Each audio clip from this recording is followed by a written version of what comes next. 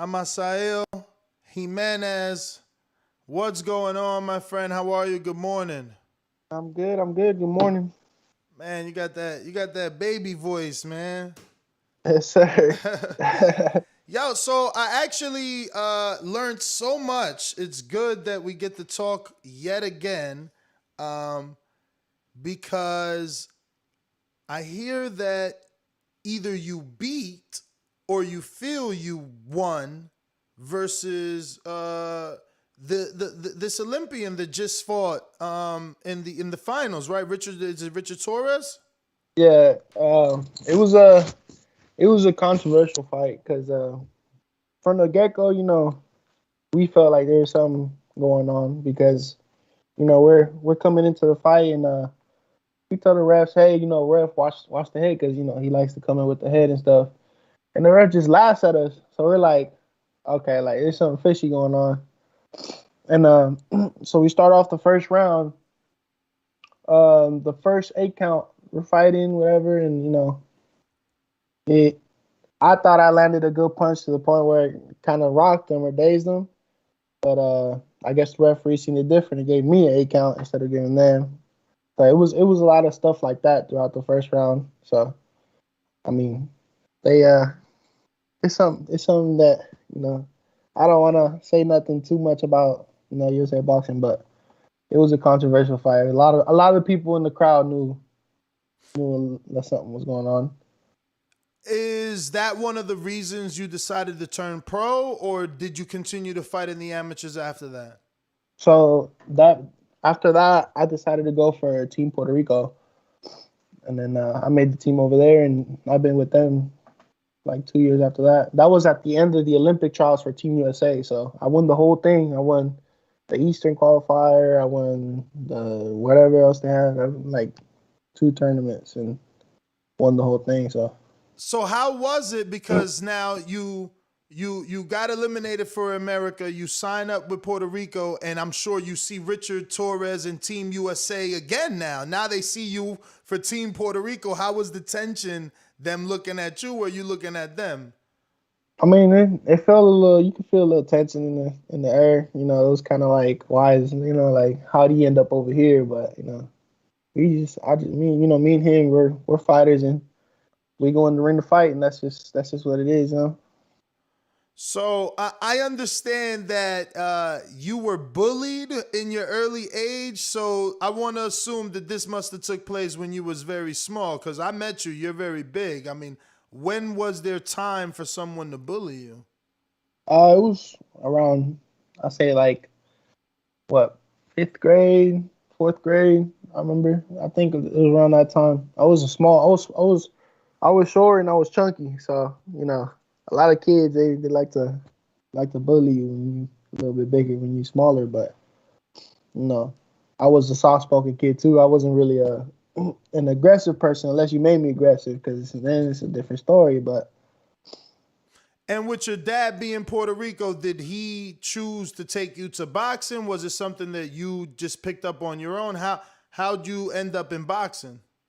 I was fighting a lot because people were making fun of me. So I had to defend myself somehow. So I started fighting a lot, and then he took me to the gym. He took me to a fight one day, and then from there it's just like I fell in love with the sport and just kept going forward from there. Absolutely. Um, so I like to tell people this very important part. I think obviously your father is Puerto Rican and your mother is from Michoacan, Yes, Mexico. sir. So that makes you the best of both worlds, in my opinion. Yeah, I mean, when you're thinking about the marketability of a fighter, Canelo just got named, I think, the most marketable fighter in boxing. And, I think that, you can fall on that list one day if yeah. you just keep doing the right thing, which is going to happen in 14 days. You fight on the 17th, right? So I have two fights coming up. I have September 17th, and then November 27th, I believe, or 26th. Oh wow. Oh wow. So you're already scheduled for November. So Yep. talk to us about the 17th. Is that in the fairgrounds? Yes, Or sir. okay. Nashville Fairgrounds. All right. And how can people get tickets to that? Is there any way for them to see it via live stream or something? I think the TriStar page should have the live stream, and then if they want tickets, they could just hit me directly on DM me on Instagram or Okay. Facebook, and we'll get them taken care of. Wow. So you still handling the day-to-day ticket sales? Like you still letting people DM you? That doesn't make you lose focus? Nah, I mean, if you at this point you learn to kind of multitask. Yes. So when it comes time to work, we working, and when it comes time to handle business, outside the arena, we handle business. So For sure. And I understand, from what I understand, you have a full-time job as well. yes, sir, full time. Wow. I'm supposed So, to leave for work after this interview. As a matter of fact. oh yeah. So what do you do? What are you doing in the meantime until you turn champion, until you become the champion of the world?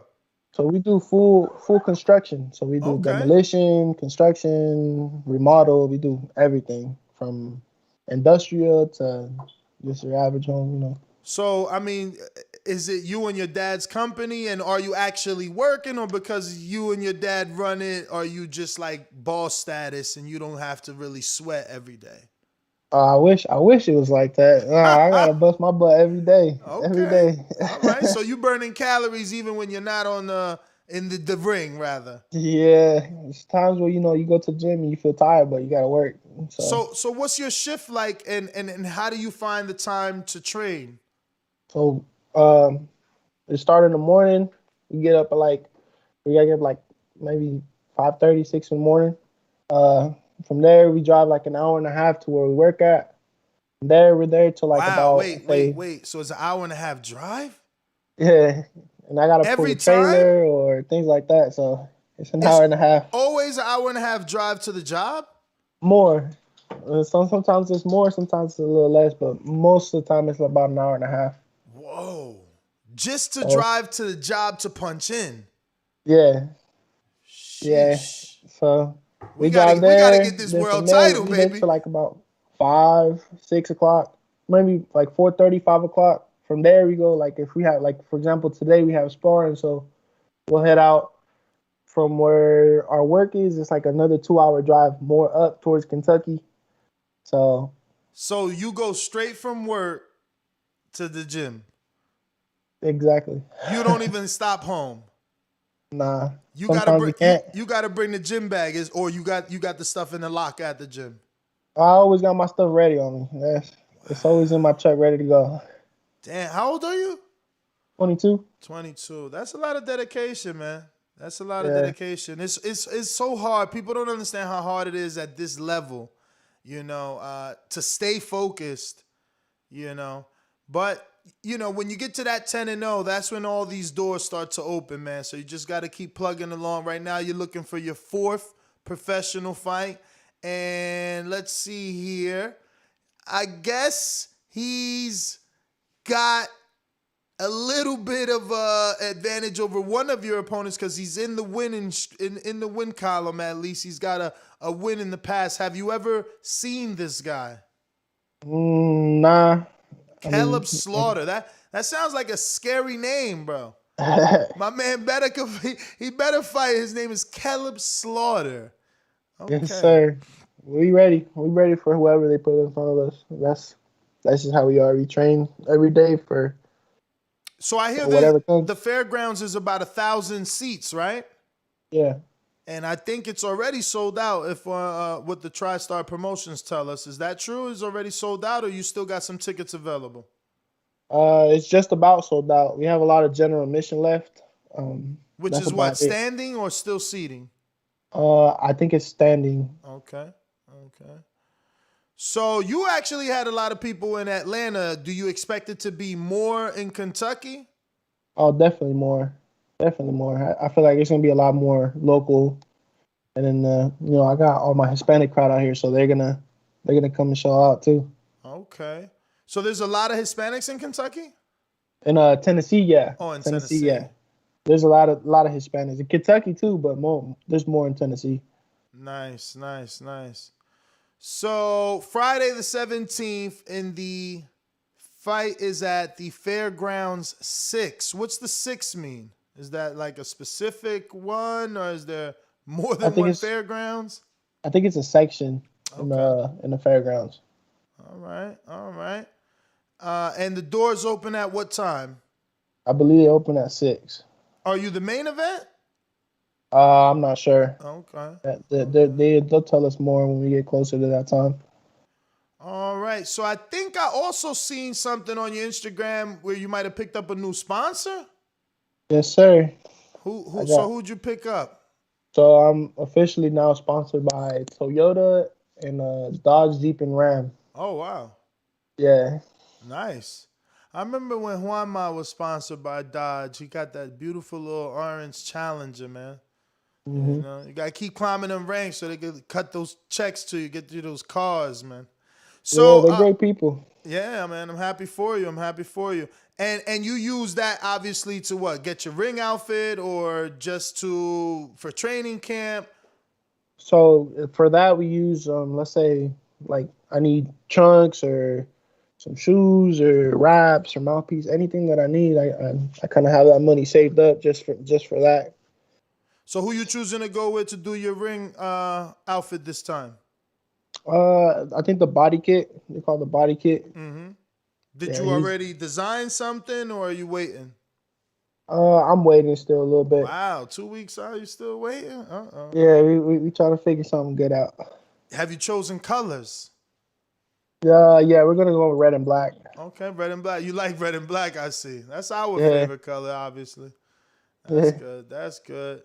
So let me see. I know we got some questions from the people I want to get pulled up.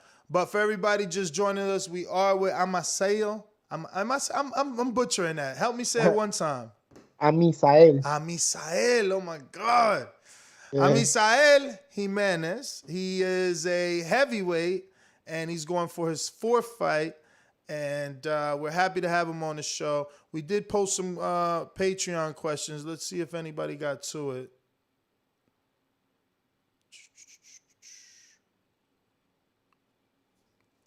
But in the meantime, tell me a little bit about your father trainer. For those that don't know, obviously I got the pleasure of meeting him, but what sort of background does your father come with? Why'd he choose boxing?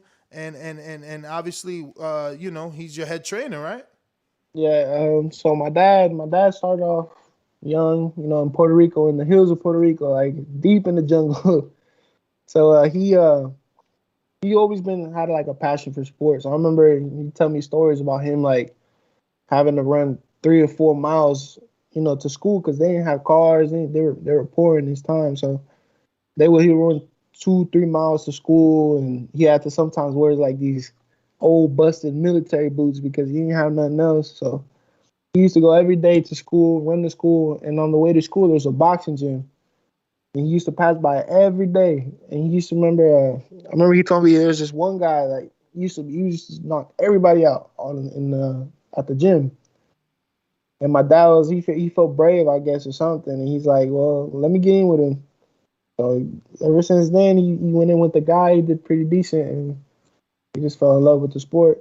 He did a couple fights, and then after that, he just, because he didn't have his support of his parents like that, and they didn't have much money, so he kind of fell off from it and started working, and then he moved out here. But he's always had a passion for boxing. That's his thing, and the hard thing, basically.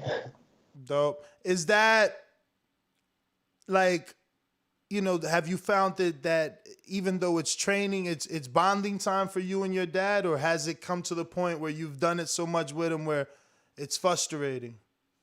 I mean, we have our times. Any son and dad relationship has their her ups and downs, but it's definitely a bonding moment for us. Mm. Because they get to. I mean, where else can you one day get a black eye, have a bloody nose, and then the next day be good, and the next day be tired, and. So they see a little bit of everything, and they learn to be a little more compassionate with you. Definitely. You know, since the first time we met, obviously I've gotten to know you more, whether it's through you or speaking to your manager or your trainer or someone in your family, and I found out that you've been sparring. What's the Frenchman's name? Lord, Oh, Tony Yoka. Tony Yoka.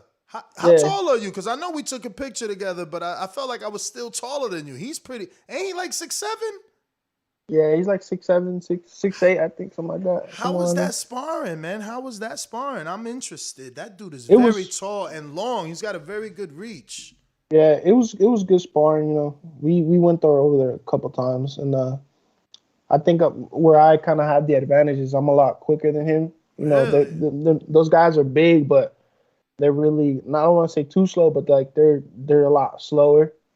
So it's easier for me as a smaller guy to move and box. I like to box the bigger dude. I don't know. Everybody says put pressure on them, but I'm not a pressure fighter. I like boxing those big dudes because they're used to people coming in on them. You gotta do something different that they haven't seen. So when you box the bigger dude, it's a different story. Now explain that to me, because I mean, obviously, for me, I'm like, how does the smaller man box or outbox the taller man when you figure the tall guy is the one that want to keep you on the end of that jab? And so what does a smaller guy do to outbox the taller man? What's So you that have look to. like? For me, it's manipulate the distance, make them think you're at a certain distance, and then change the distance. So if you're at the end of his punch, as soon as he has that 2-second reaction where he's gonna hit something, you step right out of it and then you jump back in. So it's kind of like move out, come in, throw your punch, and then step out all the way. That way he can't hit you, and then you can move those angles and get out of the way of damage because those guys are big dudes. So they can hit you from across the ring if they feel like it. But if you're at that right distance, then you could get away from them. So how many weeks were you over there? Well, this is when I was still amateur, so I was out there like we was probably I think like twice a week, twice or 3 times a week. Oh wow. Yeah. And has Virgil Hunter ever said anything? Did you bump into Andre Ward in there? So when we started sparring, Andre was already he just like literally the first day we went there, he was supposed to I think he was gonna fight somebody, I forgot who it was, but he retired literally the day we went there, so he didn't get to see him. But we seen Virgil all the time out there. And Virgil, I think, he likes my boxing, and he always has good things to say. So What was the most? I guess I don't know what got you the most excited that he said positively about you. he said that. I mean, he said that he can see me in a couple of years, like if I would keep working and just keep doing what I'm doing, and in a couple of years he could see me being world champ in that weight class. So that was a Nice, pretty big thing. So. beautiful, beautiful. So, uh, I know that you told us your goal is to gradually get down. Do you Mhm. find that difficult because of the day-to-day job? Do you think that maybe those days of you getting down to your quote-unquote ideal weight will come when you're a full-time boxer? Or you think you can Um, achieve that now while doing it the way that you're doing it? Yeah, we're working on that right now. I'm down. I think about 9 pounds. So we keep working slowly and slowly. We don't want to jump from one weight class to, let's say, like right now I'm 268. I don't want to jump down to like 230 in a matter of a couple of months. Yeah. Because it affects you a lot, especially in these bigger weight classes. These guys are 260 pounds, 280 pounds, and it's it's a hard punch. So you want to be able to kind of gradually get used to it and change the weight class. Now, I also heard that you were supposed to get with Rodell Mays and spar with him, and that's somebody Mhm. that you've never sparred before, right? Yeah, Did you yeah, that's guys my get boy right together? there. You said what?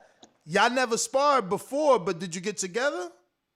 Nah, we never got to spar. Oh, shit. I Yeah, thought we y'all never was got to good. spar. I was told you were supposed to spar with him, Hmm. recently. Like, Yeah. oh, you Nah, weren't. we never got to spar. I think he went down to cruiserweight actually, so we kind of Got you. fell off on the sparring for that. Got you. Got you. So, is it difficult to get sparring for you in Kentucky? You got to hit the road, or how's it work? I gotta hit the road for sparring most of the time, Mm, but I mean, whenever we could get sparring, there's heavyweights out there. It's just hard to find them. yeah. They're all hidden. Well, all right. We got Steve in the UK about to force me to say this name one more time. And I should have it, but it is Hi Amisail, right? Amisael. Oh my God. You had the first Yo, part right.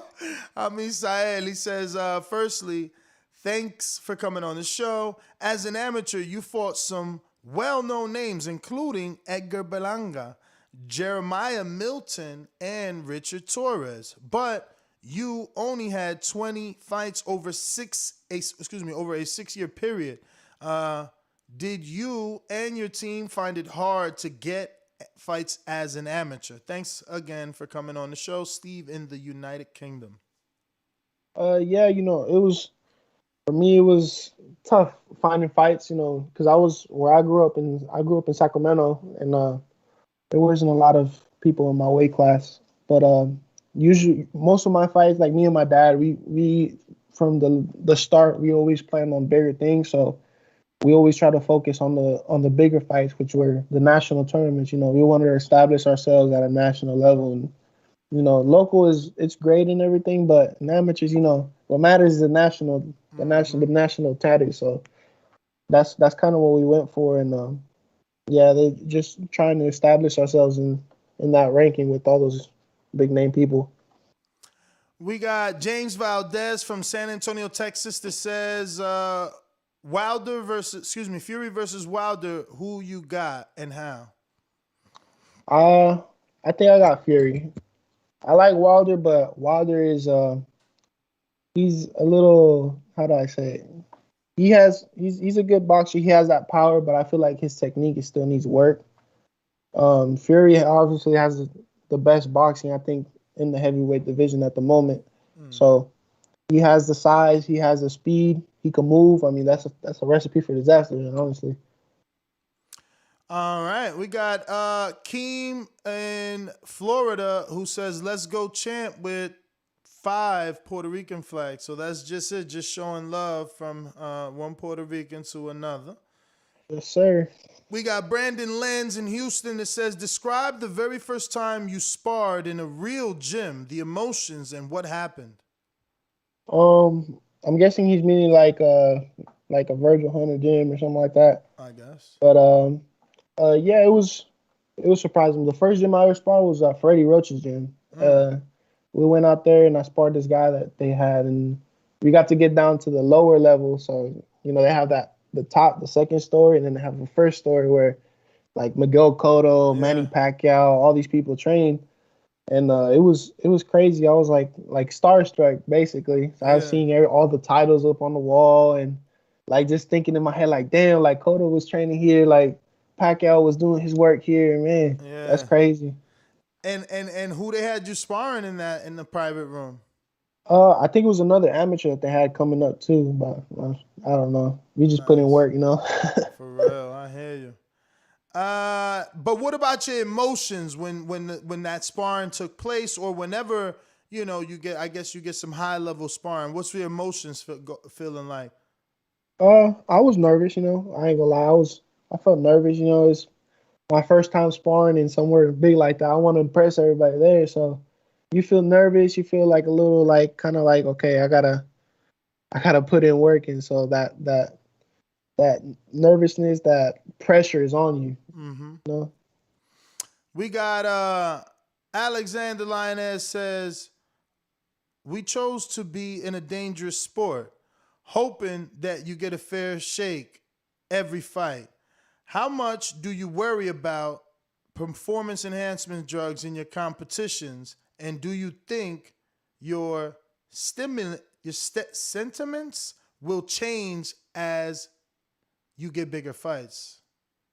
Yeah, that I know there's a lot of like performance enhancing drug involved in boxing, and us as a team, we maintain ourselves clean. You know, we don't push that or use any of that stuff. So as long as we know on our team that we're clean, we're clear, if the other team is using something, then that's on them. On us, we prepare for anything, and we're ready to go. So if they need performance enhancing drugs to step in that ring, then that's something that they just need to work on, or something mentally that they got going wrong. So actually, what Caleb Plant said, that you don't take PEDs for confidence, you take it out of fear. So Exactly. it's definitely a mental thing in his opinion. Eric Cruz in Irving, Texas says, in this lonely sport of boxing, how do you stay motivated to go after it every day? No, I think my family. My family's my passion. I want my family to be secure in the future, because that's everybody's goal. Apart from being world champion, my goal is to one day see my parents happy, my sister, go to college, living her life, not have to worry about stuff, or even my kids in the future. I want to set a bright future and an example for my kids. So one day, I gotta bust my butt off every day in the gym for that to happen. Then that's what's gonna happen. That's what's up. We got Coach Rivera in Boston that says, ask him what year he boxed in the Nationals in Puerto Rico. It was 20. I made it 3 years: 2018, 2019, and 2020. Nice. So that was the last question. So once again, let everybody know how to get those tickets. You said DM you, and what's your social media? Uh, Facebook, Instagram, and Twitter. It's all at El Bazooka Jimenez. All right. And you said they can watch the fight Uh, via. It'll be on the TriStar page, Facebook page. It should be Okay. in there. All right. Well, Mr. Jimenez, I want to thank you, obviously, for coming on the show. We look forward to getting you back on after you get the big win. Keep the knockout streak going and keep those hands up, man. We appreciate you coming on the show. Can't wait for the next one. Thank you, boss. Thank you. I appreciate it. Appreciate you. There you have it, ladies and gentlemen. El Bazooka Jimenez, live on TBV. Yo, if you enjoyed the video, feel free to hit the like, subscribe, and share. As always, if you want to support us to the next level, head over to the patreon.com/theboxingvoice. We have tons of exclusive, from Border Wars, from Title, betting shows, the list goes on and on and on. But in addition to that, if you guys have questions for fighters, trainers, and promoters, this is where you can submit them. We will run out, get these questions answered, and put it back on the show just for you guys. Appreciate it. Peace.